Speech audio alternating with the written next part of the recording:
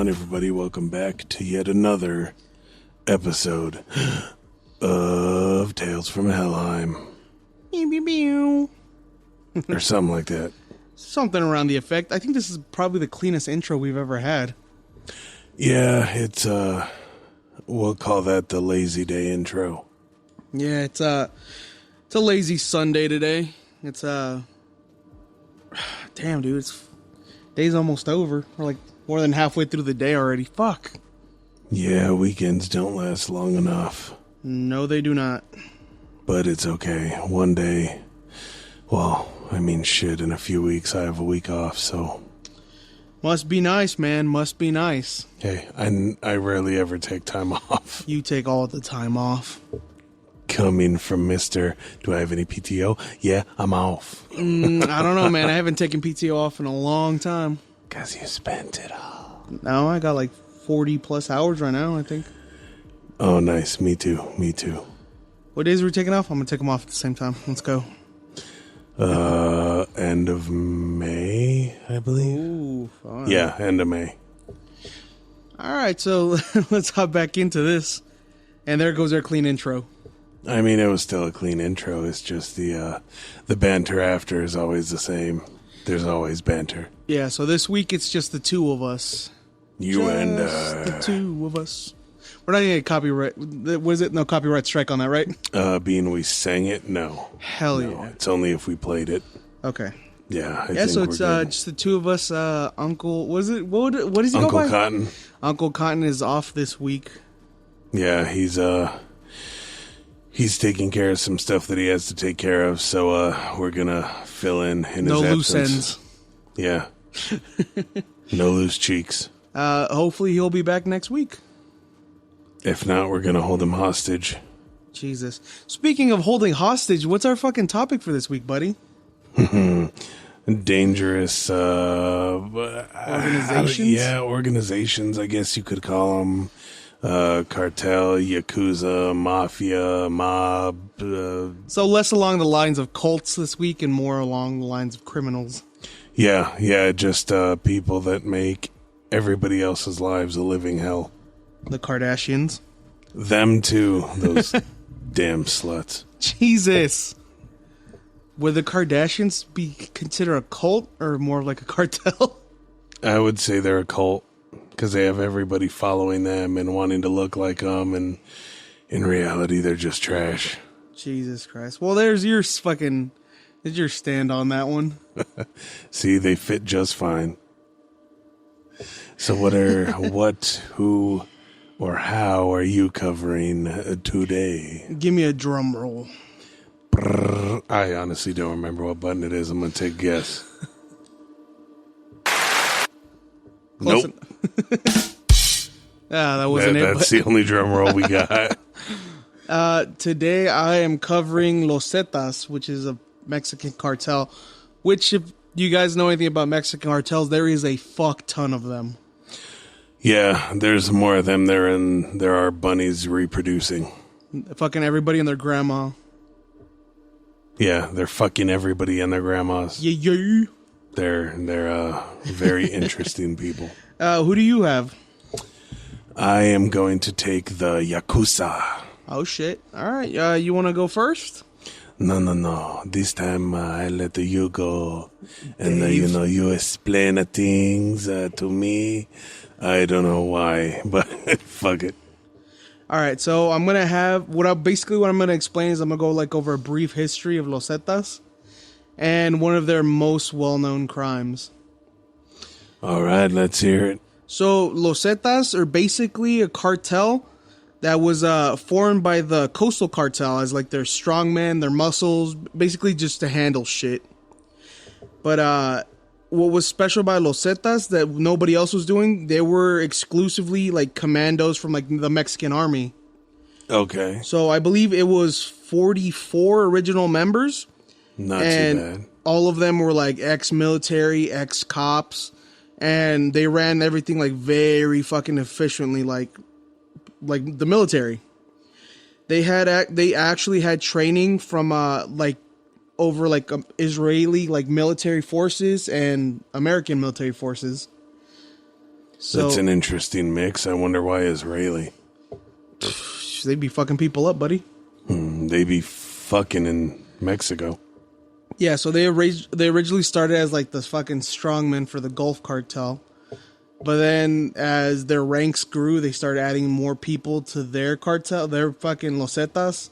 Right. And they grew with more influence in the Gulf cartel at that point. So then with so what they ended up doing is the Gulf cartel tried to like strong arm them and be like, hey, just know your place. Remember, you're in our cartel. Yeah. So they split up, and then the Los Zetas started like settling in more with like the Sonoran cartel. Okay. So that was the major rival for the Gulf Coast cartel. So basically, what they did is they started a turf war by trying to control these military guys. And You under my power, bitch. so basically, Los Zetas, what it means is the Z's. Not deceased, not diseased. The Z's, like the letter Z. For those of you in other countries where this makes sense and it doesn't here, the Zeds. The Zeds. Yeah, because there was 2 rankings for the police codes. So the original first commander, his name was Arturo Guzman de Senia. He was he was like the first member. His code was Z1. All right. So he had the Federal Judicial Police Radio Code was Z1, which was his, and it was basically just a nickname given to anybody who was like a higher ranking officers in the police codes, because the people, like the police officers that had federal judicial parole, like police officers in Mexico, they are known as the Ys or the Yankees. And any of them that have federal judicial police, love that. Yeah, the police who were in charge of the city were called the Z's, Los Zetas. So basically, every of the original member, they were like Z1, Z2, Z3, all the way down to Z44. And when somebody would either die or they'd be removed from them, they would put somebody else in their place. So think of like Kingman, the movie. Do you know how it's like Lancelot died, so they put a new Lancelot in there? Yeah. Exact same thing, but with the Z's. That is interesting. Yeah, so they started bringing like more people. So they were more known for like their like gruesome fucking, like their tactics. Like they do like decapitations, they do like public killings and shit like that. And that's where most of like the major like cartel members Those dirty like, members. the different cartels started like adapting and like taking over their tactics, because it was like so fucking like, it was so gruesome, dude. Like they knew what the fuck was going on, and that's what gained them respect. But like, who the fuck else is going around murdering random people? And, ISIS. yeah, so they had their hand in a lot of shit, dude. A lot of different pies. Let me read you a list of some of their allies, and it gets really like weird towards the end of it. My question is, did they have their hand up your pie? No, they did not. Okay, fair enough. So their allies were the Tijuana cartel, the Juarez cartel, the Ningrates, Los Mazatlanes, the Barrio Azteca, MS-13, Texas. Those guys. It gets weirder. The Texas Syndicate, Gangsters Disciples. The fuck? I'm going to save this one for last. The Office of Enviagado, La Linea, Hezbollah, Sicilian Mafia, Camorra, the Cartel of the Sun, and the biggest one that threw me off, I was like, what the fuck? The Triad. Yeah, that's very interesting, because that would be the Chinese mafia. Yeah. And their main rivals is the Sinaloa Cartel, which they used to be like close with, but I guess they started getting like over territory. The Knights Templar Cartel, the Jalisco New Generation Cartel, and the Gulf Cartel. Fucking Knights Templar Cartel. Yeah. Knights Templar, if you're listening to this, shoot yourselves for picking such a trash name, you goddamn retards. Okay. So, yeah, so they use a lot of like psychological warfare and like torture to like get their point across. And at one point when they broke off from the Gulf Cartel, I'm going to just call them the GC. There you go. When they broke off from the GC, they basically the GC started making like these giant like posters like and putting them up in cities, like, oh, all these murders and deaths are caused by like Los Zetas, which they're trying to turn the population on them. But then Los Zetas came up and said, oh, well, the majority of these assassinations and murders we've done is under their command. They're trying to scapegoat us and make us seem like the bad guy, like they're not doing anything wrong. But I mean, do they not realize that they're just all bad guys? pretty much, dude. Which is crazy because in the part of I actually had a run-in with some of these guys. Which is always fun. No, it was not. It was terrifying. I actually have 2 stories, but... So, it's no shock that Mexico is very corrupt. Politicians, cops, fucking military, pretty much everybody. I want to say like at least 80% of the fucking people. His ass backwards? Pretty much. They're like some form or shape or something like that. They're directly involved with the cartel. They have their hand in that fucking pie deep, like elbow deep. They're going balls deep, basically. Oh yeah, baby. But we had 2 run-ins because my dad used to take us to like the little village in Mexico he would live in. Well, that he grew up like for like a month-long stay. Well, we'd go in like August because that's when like the festivals down there were. So the first time, both times we took the Tufesa down there, which is basically just the bus, like the giant buses that go from here to there. Yeah. And the first time we had taken the Tufesa from Tucson all the way down to like Los Reyes. No, I think it was like Chihuahua. Like right by where my dad's from. So it was maybe like a 2-hour taxi drive from Chihuahua to Tinguindín, where my dad's from. All right. And that time when we went there was no problem. There was like, no hitch. But in that first time we went, this is when like this shit started ramping up. Like the cartel was always a problem, but this is when they really got like fucking ballsy. Like every other week on TV you were hearing about like a fucking like a murder or some shit. Like it was like fairly nearby where my dad lives when we went. Yeah.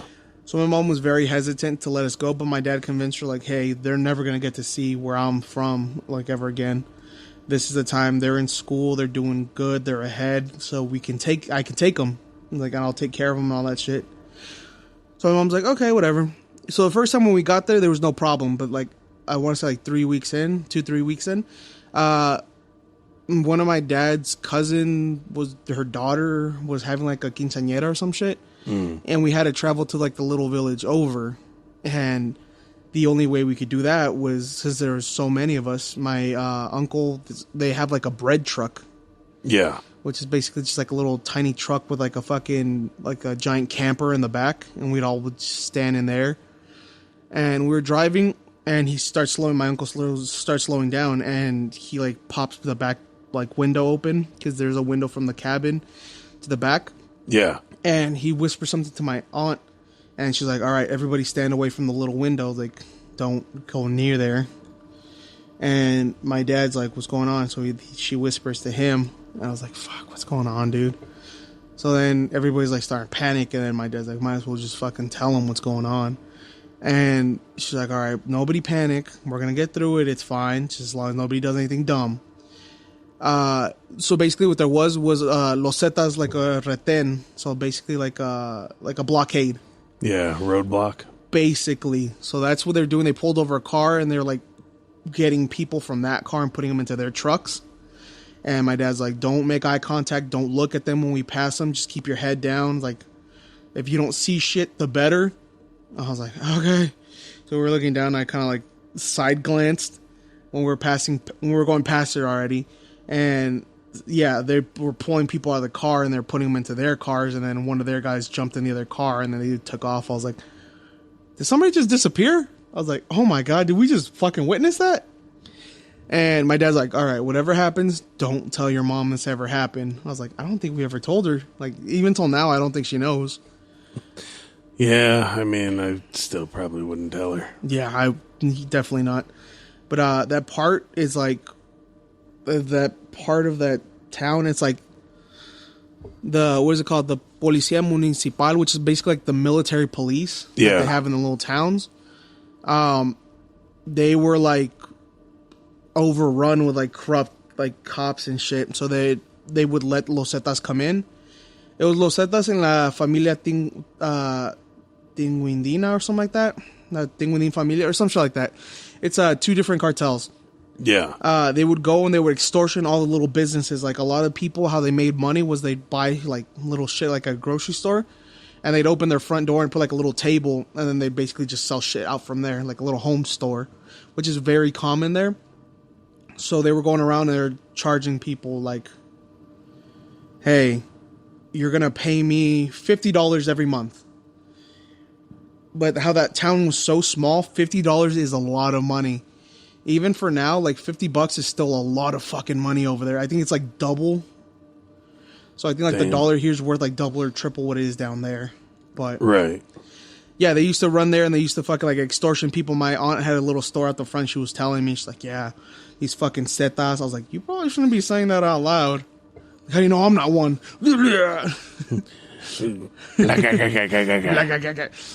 No, but she was telling me like, yeah, they come and they fucking extortion you, and if you don't pay, they'll like, first time they'll break into your store and bust all your shit up. Second time they'll just fucking disappear you. That's what they call it, because nobody ever finds them unless the fucking set doesn't want to make a point out of them. So that's where you just say fuck it, and if you're gonna go, they're gonna go too. You just rig that place to fucking blow as soon as they walk in. Yeah, but I mean that's kind of extreme. These are like small village people. And YMC. And the second time we went was like, I want to say like 2 years later. I think it was my senior year in high school. Mm-hmm. I missed the first month of August, so we can go over there, which is pretty cool. And on the way over there, we had driven my dad's car from here to, I believe, like Morelia or something like that, which is like a little closer by. It's like maybe 2 hours from here. Yeah. And to one of his girlfriend's friend's house, and she's like, "We're gonna leave the car here," because I was like, "Why don't we just drive all the way up?" But he had a nice enough car where like they'll take it from you, and they so then we took the bus from there over, and it was just I believe his girlfriend had stayed down in Morelia, so I think it was just my dad, my sister, and me going up at that time. And yeah. And no, his girlfriend was with us. Sorry, she went all the way up with us, and we went up, and then like halfway through, we're maybe like 4 hours from my dad's little village. Right. They stopped the bus, like the state cops stopped the bus off to the side. They get in, and then they start like walking the bus, and they get like 4 or 5 dudes, and they're like, "All right, you guys get off the fucking bus right now." And one of those dudes that they took off was my dad. So me and my sister just sitting in the front of the bus, and we're like, what the fuck's going on? And what had happened was they had seen these dudes that had like flasher clothing, like Aeropostale and American Eagle. So my dad has a really big habit of like buying expensive clothes and like flashing them like, oh, I have money like this and this and that down there. And I was like, what a douche move. But they pulled him off of the bus because he looked like he had money, and they took him off without the bus driver, without making like breaking eye contact. He was staring straight at the road. He didn't look off to the side. He looks in the back mirror, and he looks at me and my sister, and he's like, "You guys better get off with your dad, and just wait for him to get back on the bus. Because if they think he's alone, they're not gonna put him back on the bus. He's gone. You guys aren't gonna fucking see him again." So we start getting off the bus, and me and her off the bus, and the cops are like, "Get back in the fucking bus." I'm like, "We're waiting for our dad," and we point at my dad. So like, they told us like, "We're not gonna tell you again. Get back on the fucking bus." We're like, "We're not gonna get on the bus without my dad." And then they're like, "All right, go." Like he told my dad, like, "Go ahead, go." So basically, I think what they did is they were extortioning him for money. So my dad was the last guy to get off the bus. The first 3 guys, I think they took all their fucking money that they had on them. And damn. Yeah, so that's why you don't travel with a lot of money, and you don't travel flashy looking, or they're gonna do shit like that. And then, which was terrifying, because my dad's like, "Oh no, it's fine. I'll try and reassure us." But you could tell that he was fucking terrified, and I know he told my aunt when he got there, and they had like a talk about that. But that, like, the cartel was a big ass problem down there, dude. But yeah, that was my run-in with Los Zetas the first time. The second time, I believe it was the police that worked like with them. But like I said, everything's really fucking corrupt down there.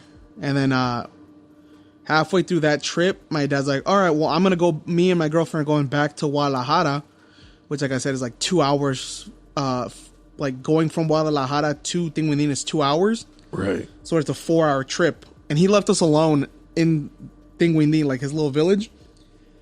And yeah, my aunts live down there, but it was just me and my sister in the house, which is scary within itself, because his house is right next to this giant ass park, and right next to that park, like right behind it, the park's like, I want to say like 6 or 7 acres. Yeah. Right behind that park is where the cartels run drugs through. So he left us alone in the fucking cartel territory. And me and my sister, we didn't think anything of it. Like fucking dumbass teenagers were like, let's go to the middle of the town and go get some burgers and some drinks and go maybe a scary movie. And we go and we're like, let's try to walk down and see if we can find this place. Like it's a little fountain place. Yeah. And we walked and we got lost, and then we walked back and then we were eating. And then I think my aunt scolded my dad about that, actually. I remember her yelling at him, like, how the fuck are you going to leave the kids alone? And they're like, they're grown, they can take care of themselves. I was like, you fucking dick. There's a cartel right next to us, and we're living in a fairly nice house. Like, for Mexico, his house is very nice. Yeah. Like, I don't want to get extortion because I got like 6 pesos right now. Extorted. But yeah, I'm sorry, I went on a tangent there, but I thought it would be cool to share my story with that. But I'm going to talk about one of the most famous Zeta murders of a celebrity. So the celebrity in question is Valentin Elizalde, which they call him El Gallo, which it's the rooster. But Valentine Elizalde for my such a dick. Valentine Elizalde for my non-Spanish speaking people. There you go. But he was a regional Spanish singer, so he sang like. I thought it was actually pretty good. I'm sorry, I have my headphones in. That sounded fucking badass. Nice. But yeah, I mean, I showed you some of his music this week, and La Papa, that song. That's your new theme song.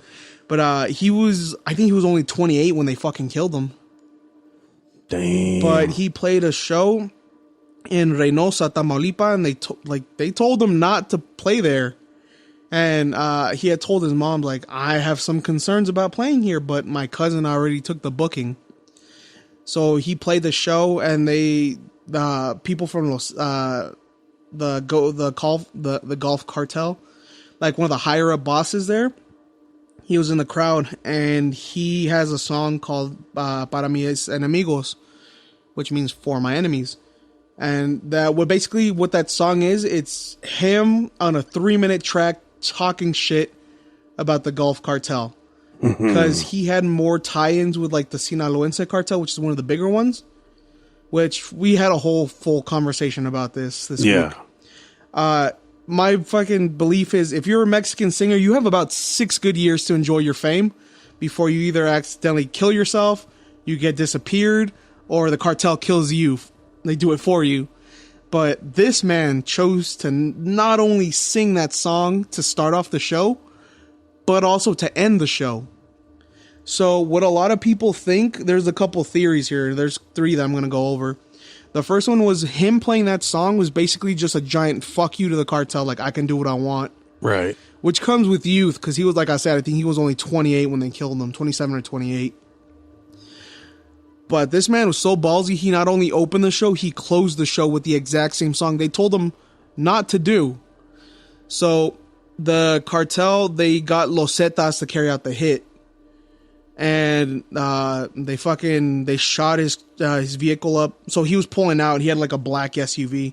And in that vehicle was him, his driver, his assistant, and his cousin, which we'll circle back to his cousin later.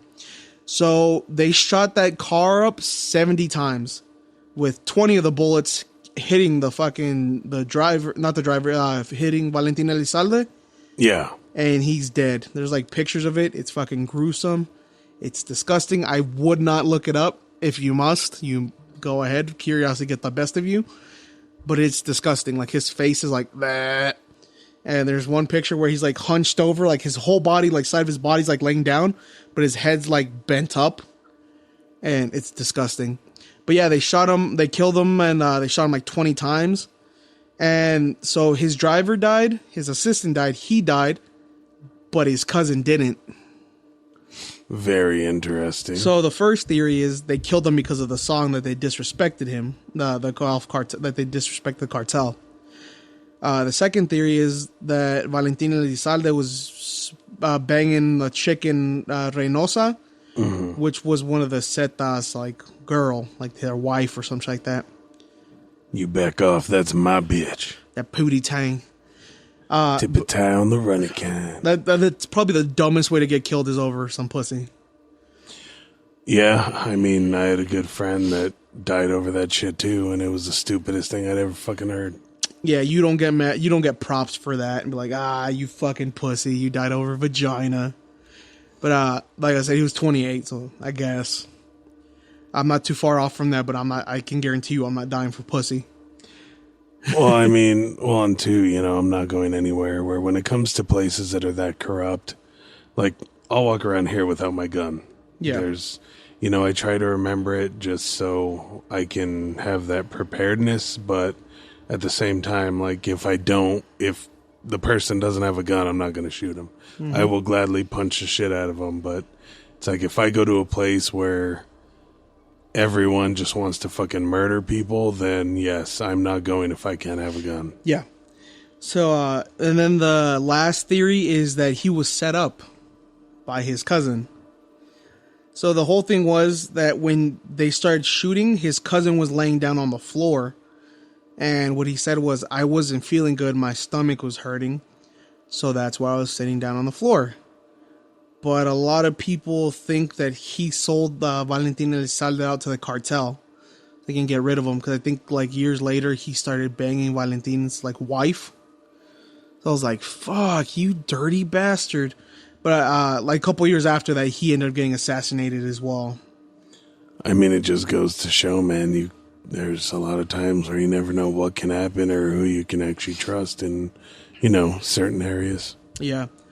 But that's the thing, though. Like with Mexican singers, a lot of them, like, they get greedy and they want like more money, and the cartels are willing to pay a high amount for like performances. Yeah. At like parties or birthdays or something like that. Which there's been a couple of fucking people that gotten wrapped up with like fucking cartels. Like one of them is what's his name? Ramon Ayala. He got busted playing a fucking like cartel party. I think it was a Sinaloense cartel. And the police raided it, and they're trying to get information out of him. And like this dude's like always dripped out in like fucking chains, like giant gold medallions, like gold bracelets and all that shit.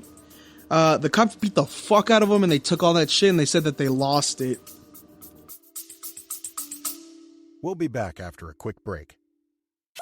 Are you a huge cunt? Us too. Wait, can we even say cunt? Of course! It's empowering these days. Cunt, cunt, cunt, cunt, cunt. I'm Ange Ballastone, aka the drag queen, That Girl Gina. And I'm Mike Fales, just a normal gay guy, I guess? And we're the hosts of The Big Cunty Couch. A gorgeous new talk show podcast where we invite queers and peers to sit, bitch, and be fierce on a huge-ass couch. While we gab about all things gay. So come get cozy. And cunty. With us. We're panned for platforms, so find us anywhere online and get listening, sweetie. Or watching. Or both. Otherwise, why the hell am I in full drag? And we'll see you on the big... Oh, wait. I thought we were going to say that together. No. On the Big Cunty Couch. Mwah. Yeah, no. Well, I mean, shit, there was that one guy recently, kind of a heavier set Mexican dude. He was like talking shit about the cartels or something, and he was drunk. And he didn't want the video put out because, of course, he was drunk. Yeah. But his friend or whoever recorded it put the video out, and he got fucking murked. Where'd you learn about this, buddy?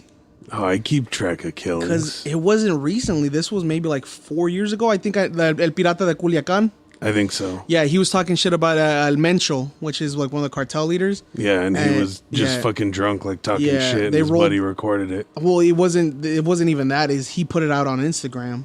Yeah, his buddy did. When he didn't even want it out there. Yeah, and they fucking rolled up on him, and I think it was like at a restaurant, and they fucking just shot him, bro. Like that happens a lot. Like there's a singer called Tito El Torreino. He was just having sushi with like his homies before a performance, and they fucking rolled up and they fucking blasted him, bro. I mean, you think at that point you living there, you'd have some kind of connections, being an artist. Yeah, you'd have people with guns ready to shoot back, like. Yeah, but at the same time, if you can't trust those people, then What good does it do? Yeah, but with this dude, it's fucking sad. Like, I was watching a video on him a while back on El Pirata Culiacan. He was like just a small, chubby Mexican dude. I mean, you probably saw a picture of him. Yeah, no, I saw the actual video that got him killed. Oh shit, you actually watched it. I think I've seen it once maybe, but it bums me out because this dude came from like a really poor family. Like, he didn't have shit, bro. And when he died, like, all these people that were in his videos and like with his fucking cars and all these women and shit, nobody was there, dude. He didn't have money to get like an actual funeral, so his aunt had to pay for like a small funeral. And in the graveyard, he has like a little tiny cement plot with dirty and shit. Like, nobody visits him. I was like, what's the point of all this fame if nobody's ever gonna give a shit about you? Unless like you're like a regional singer like Valentina Elizalde, nobody gives a fuck about you. So you're gonna end in like in a little plot grave. Well, I mean, same could be said of famous people here. You know, yes, fans say they care and shit, but give it a year and no one's gonna still be visiting your plot. Like, people forget so fast, move on. It's fucking ridiculous. People don't really give a shit about anything. So basically, it's equivalent of like a YouTube star dying. Yeah. I mean, oh, I love them. Oh, blah blah blah. Like, okay, who's a big one? Let's do fucking Pewdie, for example. You know, he dies. Who's actually gonna be there? Like, yes, people say they care, but saying and proving it are a bunch of different topics. Because everybody wants to be your friend when you're up, but nobody wants to fucking help you when you're down. Like, this dude didn't have anybody to pay for his fucking funeral, and his aunt, like his distant aunt, she felt bad, and she's like, all right, give him a small funeral. And which is crazy, because with a lot of like regional singers, they'll have like these giant, like, you have to look it up at some point. It's like mansions. They look like little mini mansions, dude. Like 2-story houses, like real nice. For like where the mobsters get killed and they get buried. Their families have like Wi-Fi connected in there and central air conditioning, so they can go and like live there for a bit. They're like houses, dude. It's real fucking sick. But it's crazy, dude. I remember what the fuck it's called. I'll have my mom send me what it was called, because she used to watch videos on it. But like cartel members, like mobsters, they have like these 2-story houses basically built, and they bury the people in like one of the things there. I'll put like a little plaque in the middle of like the ground, but they'll live there though. Yeah, it's kind of fucking weird. Yeah, dude, but that's the thing though. Like I said, if you're a Mexican singer, you got about 6 good years before you fuck up. Like, was it? I showed you a video a while back. Chalino Sanchez, the singer. Yeah. On his fucking YouTube video, dude, he's literally about to start singing a song. A guy brings him up a note. He reads the note, and then he closes it back up, puts it in his pocket, and you can see he's sweating and he's nervous and starts like wiping his face. And if you watch that video long enough, you'll see he looks over at like this blonde girl right there, and he gives her kind of like a look that she makes a face as well. And that same day after that show, he got pulled over by a police like squadron, and they said, we're gonna take you to go see our commanding officer. And the next day they found him. He was blindfolded and he had like rope marks on his fucking hands, and he was dead in a ditch, dude. He was found by some fucking farmers. Yeah, that kind of shit happens. Well, what was it? Some like, I can't remember if it was Africa or wherever, but I showed you that video where they just grabbed the women, fucking tied the children to them, and they're like, oh, this is gonna hurt, little boy, but you know, your parents gave us no choice. It's like, no, that's not how that works. Yeah. Like, after seeing that, I want to go and just bomb the fuck out of anyone that's related to those people. Yeah, dude, and we had like a good like 4-hour conversation about this. What was it, Monday? Where I'll just give you like fucking random examples of these fucking celebrities being killed. Yeah. Like another one was that fucking Sergio Vega. This dude was literally going from one show to the other. He was in a red Cadillac, and then a car tries pulling him over, and like they're bumping into him and shit. And he's like, oh fuck, they're gonna try to kill me, because I think he did like a show for the cartel or some shit. Yeah. And they eventually got him off into like a shoulder of the road, and they fucking shot him point blank. And him and his passenger, his passenger played dead until they left. And then he crawled out, and when he fucking like called the cops and shit. But like I said, dude, the fucking even Chalino's son, dude, the dude that I literally just told you about, his son, Adan Chalino Sanchez, also died at like 22, I want to say. But that was because he was like driving really fast down a freeway, and some people said that they think that somebody was chasing him, like trying to pull him over. and I think like one of his fucking like not one of his tires. It's like the support for the tire. Like it exploded and his car just fucking flipped down the street. And there's video from like a motel in the corner that sees the fucking car just. I guess he was fucking like launched out the window and he fucking just died. Well, I mean that also too is from motherfuckers not wearing seatbelts. Yeah. Fucking Ariel Camacho, same thing. Dude was like 20. He survived a fucking like a crash because he was drunk driving the year before.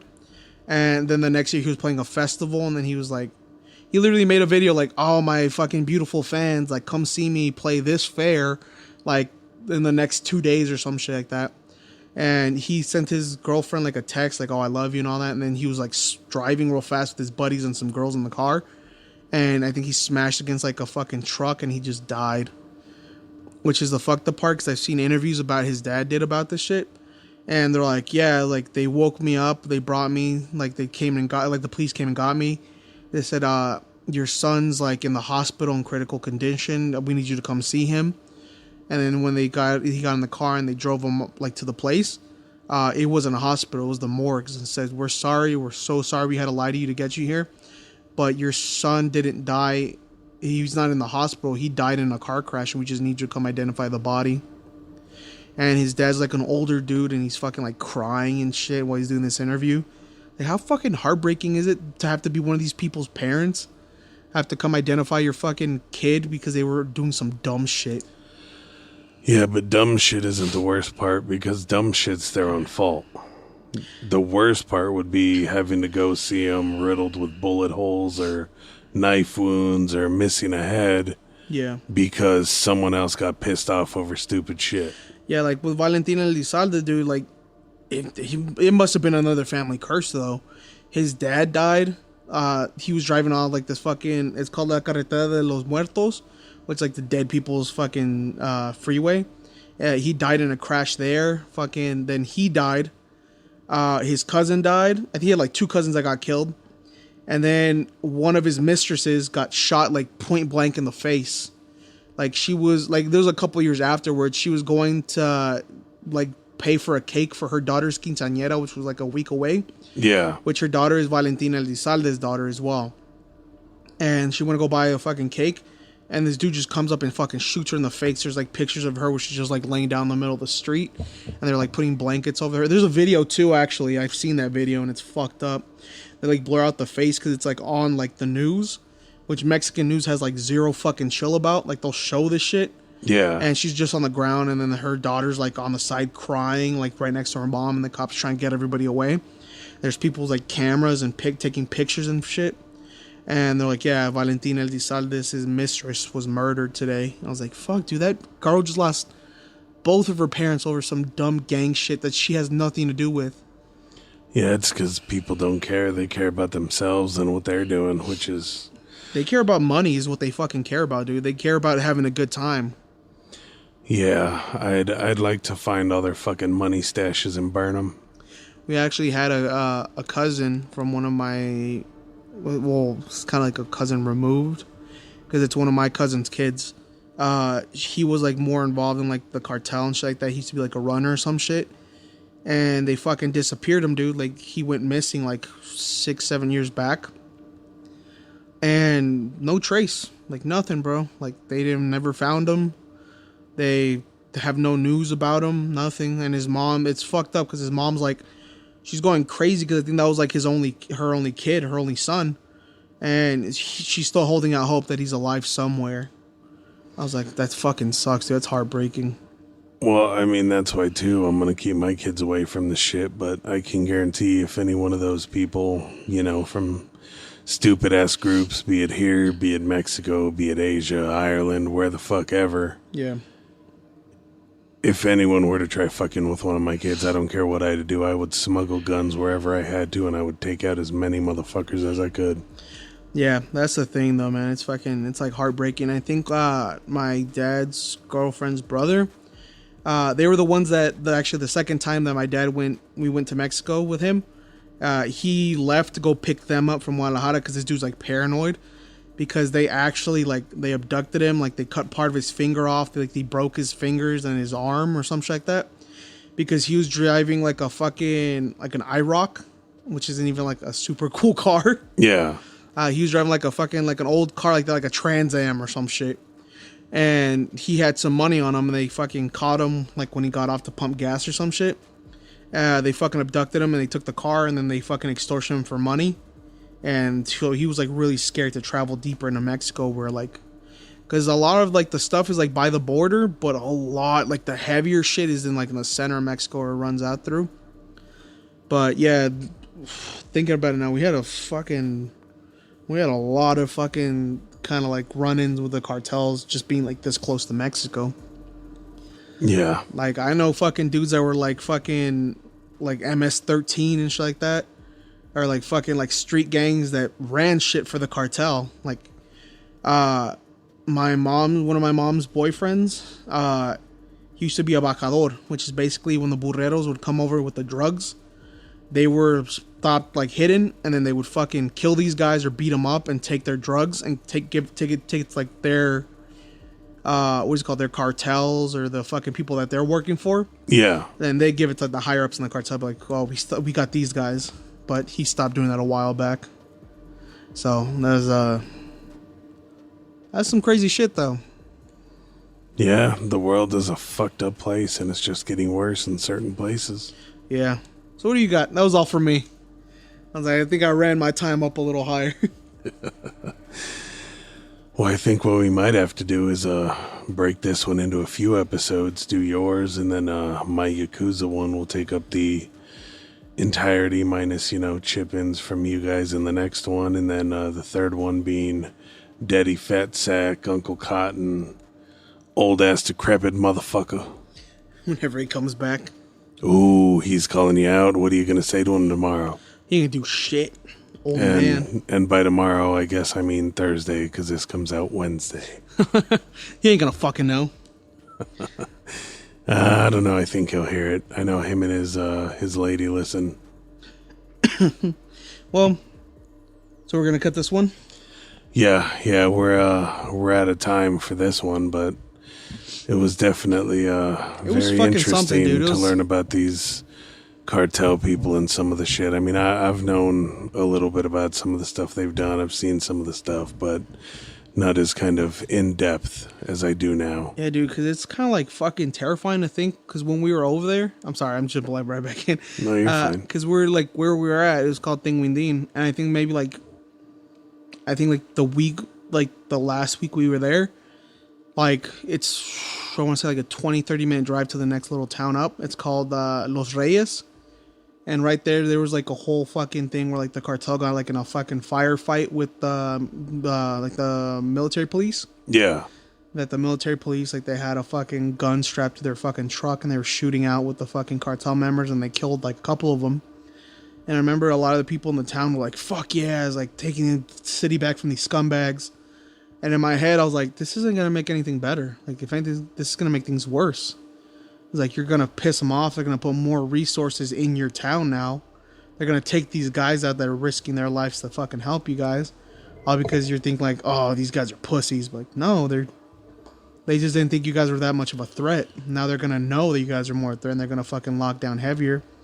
And I think that same time was, they like got a couple of people and they fucking killed them like in the middle of the city in Provo Point. And that was like the last week we were there. So my mom was really worried about that. But that's a lot to handle in just one episode. I'm just saying, I would love to have the chance to be armed to the teeth and go after these fuckers. There's too many of them, dude. The fucking Mexico's way too corrupt to ever be able to do anything about it. Which is shitty to say, but that's for another episode. I mean, you could work on like an evacuation plan with temporary, quarters for them to be here, those willing to go, and then just fucking carpet bomb the shit. But that's what you don't understand, dude. The cartel isn't just Mexico. The cartel is in the United States as well. Oh, I know. We'd have to weed them out here too, but it seems like too much for the U.S. to ever want to do. Like, they don't even fucking want to handle the good guys that are here.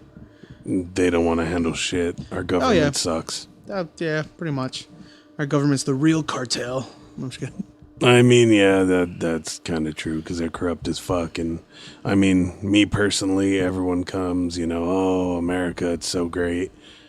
I've been to other countries, and so far the 3, if you count briefly going into Mexico, like border town, where it was kind of nice when I went there. But if you count the 2 where I actually went and spent time, then I'd say they're way better than the fucking U.S. Sorry to tell you guys, but the U.S. kind of fucking sucks.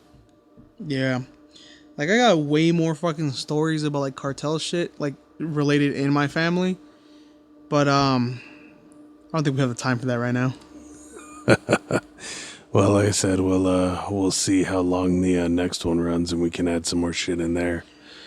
Because I know the Yakuza have some deep roots, and I've got plenty of notebook paper. Yeah. Well, so that's all for this week, folks. Make sure that you follow us. Like us, give us a comment, talk to us. We got Discord. Come and say hello. Check out Don't our be TikTok. afraid. Yeah, you guys can even check out our TikToks and get Yeah. little previews of the episode for the next week. Yeah. So we appreciate you guys. We love you, and we'll see you next time. Bye-bye now.